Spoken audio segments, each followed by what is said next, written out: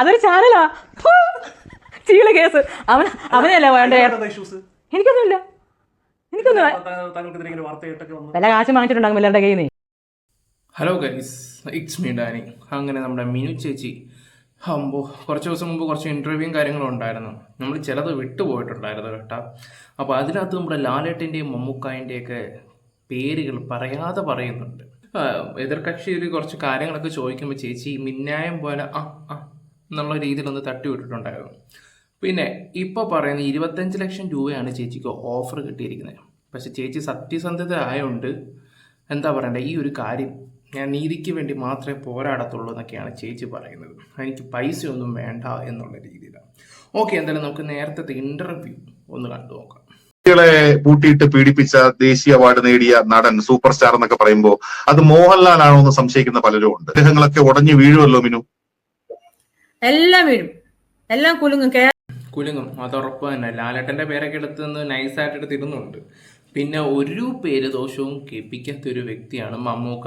പിന്നെ ഈ ഹേമ കമ്മിറ്റി വന്ന സമയത്ത് ഞങ്ങളുടെ ഒരു നടി ഡ്രസ്സ് മമ്മൂക്ക ഇന്ന ഡ്രസ്സ് ഇടണം, അന്ന ഡ്രസ്സ് ഇടാൻ പാടുള്ളൂ എന്നൊക്കെ അതൊന്ന് തുടക്കം ഒരു വിഷയമായിട്ട് വന്നതായിരുന്നു നൈസായിട്ട്. പിന്നെ അതങ്ങ് തേഞ്ഞു മാഞ്ഞു പോയങ്ങ്. ഇപ്പം ചേച്ചി വേറൊരു കാര്യം കൂടെ പറയുന്നുണ്ട്, ഞാനൊന്ന് വെച്ച് തരാം. അങ്ങനെ ഒന്നും ഉള്ള ആളല്ലെന്ന് പൊതുവെ ഒരു ധാരണയുണ്ട്. അതിന് വിരുദ്ധമായ അഭിപ്രായങ്ങൾ, പരാതികളൊക്കെ മിനു കേട്ടിട്ടുണ്ടോ? കേട്ടിട്ടുണ്ട്. മമ്മൂട്ടിയുടെ കാര്യത്തിൽ ഒരു തീരുമാനമായി. ഈശ്വര, എനിക്ക് തോന്നുന്നു ഇവരെല്ലാം ഈ വലിയ കൊമ്പന്മാരെയൊക്കെ ഏറ്റവും അവസാനം എന്താ പറയണ്ടേ എടുത്തിട്ട് ഉടുക്കാനാണോ ചേച്ചി ഉദ്ദേശിക്കുന്നതെന്ന് പറയാൻ പറ്റത്തില്ല സത്യത്തില. കണ്ടറിയാം. പിന്നെ ഒരു കാര്യം എല്ലാവർക്കും അറിയാമല്ലോ, വെറുതെ ഇതൊക്കെ വന്ന് പറയുന്നത് ഒരാവശ്യമില്ല. അവര് ഇത്ര പടത്തിൽ അഭിനയിച്ചു, എന്തോ ഫെയിം കിട്ടാൻ വേണ്ടി എന്തൊക്കെയോ കാട്ടിക്കൂട്ടുന്നു. ഇതുപോലെ ഒരാളെ ഞാൻ എൻ്റെ ജീവിതത്തിൽ കണ്ടിട്ടില്ല.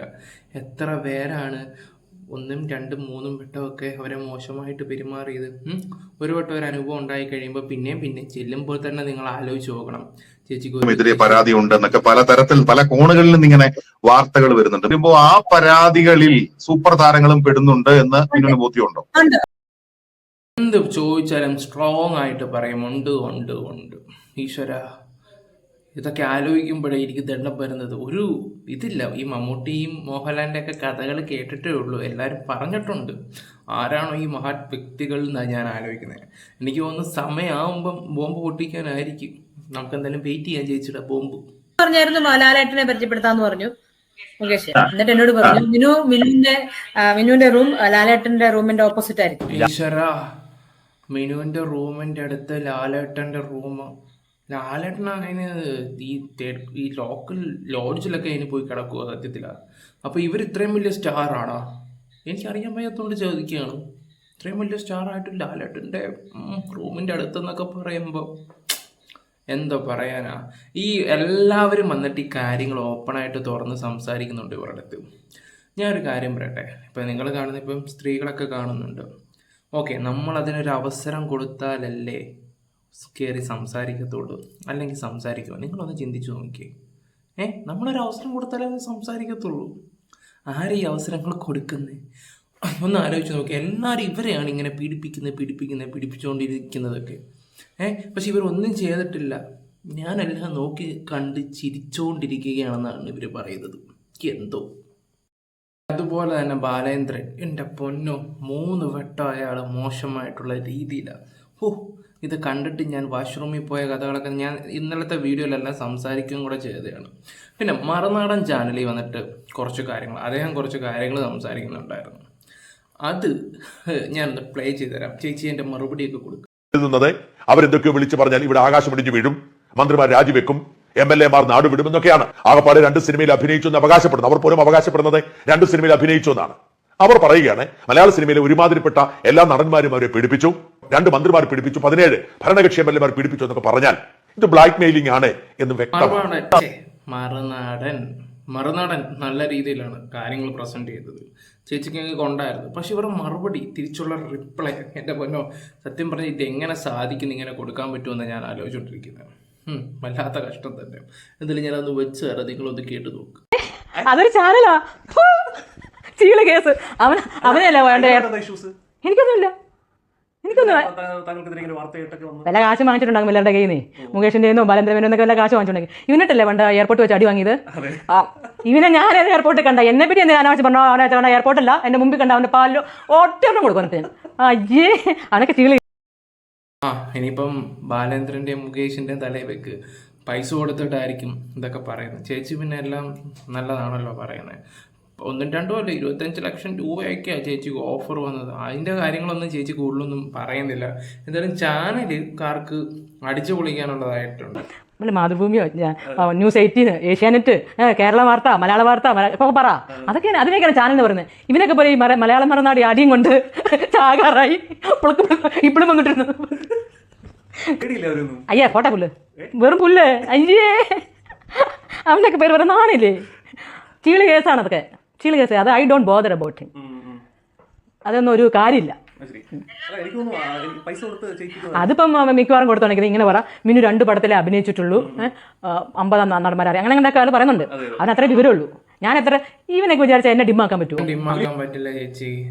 തൊട്ടടുത്ത് ബൾബുണ്ടെങ്കിൽ അതുവരെ ഫ്യൂസ് പോകും. അതുപോലെ തന്നെയാണ് സത്യത്തിൽ ഞാനിത് നിങ്ങളെക്കുറിച്ച് എന്താണ് സത്യത്തിൽ പറയേണ്ടതെന്ന് പോലും അറിയാൻ പറ്റാത്തൊരു സിറ്റുവേഷനാണ് വന്നു. നമുക്ക് വാക്കുകൾ കിട്ടുന്നില്ല.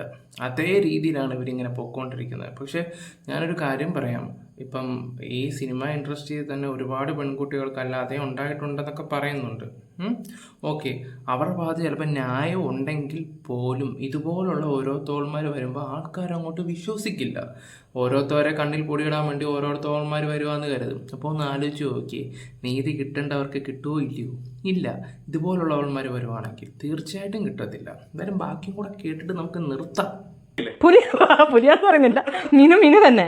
എന്തുകൊണ്ടും പറഞ്ഞു പോക്സിയോ കീക്സിയോ കൂക്സിയോ എന്തുകൊണ്ടും പറഞ്ഞു ഞാൻ ഇവിടെ തന്നെ ഉണ്ടാവും. മിനു തന്നെയാണ്.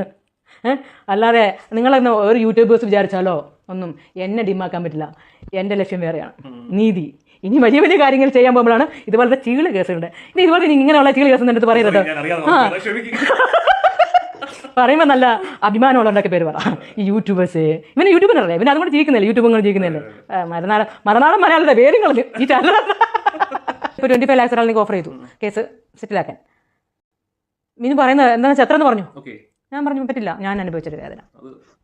എനിക്ക് ഒരുപാട് മാനസിക മെൻ്റൽ ട്രോമ ഞാൻ അനുഭവിച്ചിട്ടുണ്ട്. അതെല്ലാം താങ്ങി പിടിച്ചതിനാണ് എൻ്റെ 2 മക്കളെ പഠിപ്പിക്കാൻ വേണ്ടി. ഞാൻ പ്രതികരിച്ചാൽ എൻ്റെ മക്കളെ ആരും ഉപദ്രവിക്കുമോ, അവരുടെ എഡ്യൂക്കേഷനെ ബാധിക്കുമോ എന്നെല്ലാം പേടിച്ച് മക്കളെ എങ്ങനെയെങ്കിലും ഒരു കാര്യത്തിലാണ്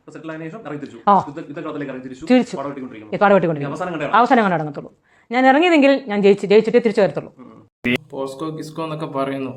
സ്വന്തം കുടുംബത്തിലുള്ള ഒരു കൊച്ചിനെയാണ് 16 വയസ്സ് ഉള്ള സമയത്ത് ആൾക്കാർക്ക് കാഴ്ചവെക്കാൻ കൊണ്ടുപോയ ആളാണ് ഈ പറയുന്നത്. നിങ്ങൾക്ക് നാണവമാനമൊന്നുമില്ല. അത് നമ്മുടെ വീട്ടിലുള്ളവർക്കൊക്കെ ആ ഒരു സിറ്റുവേഷൻ വരുമ്പോഴേ നിങ്ങളൊക്കെ പഠിക്കത്തുള്ളൂ സത്യം പറഞ്ഞാൽ.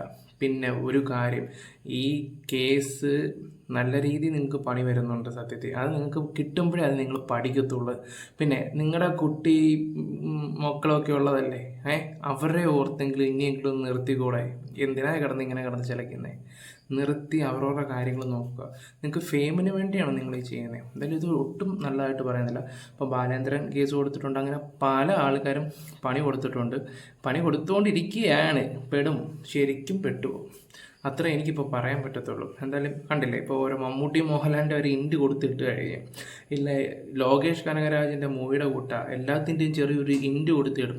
ഇനി അതിൻ്റെ എന്തോ യൂണിവേഴ്സലിന് വേണ്ടിയായിരിക്കും ചേച്ചി ട്രൈ ചെയ്യുന്നത്. എന്തായാലും ലോകേഷ് കൈതി തുടങ്ങിയ പോലെ ചേച്ചി മുകേഷിനെ ജയസൂര്യ വെച്ച് തുടങ്ങിയിട്ടുണ്ട്. ഇനി മോഹൻലാലിനെ മമ്മൂട്ടി വെച്ചായിരിക്കും തീർക്കാൻ പോകുന്നത്.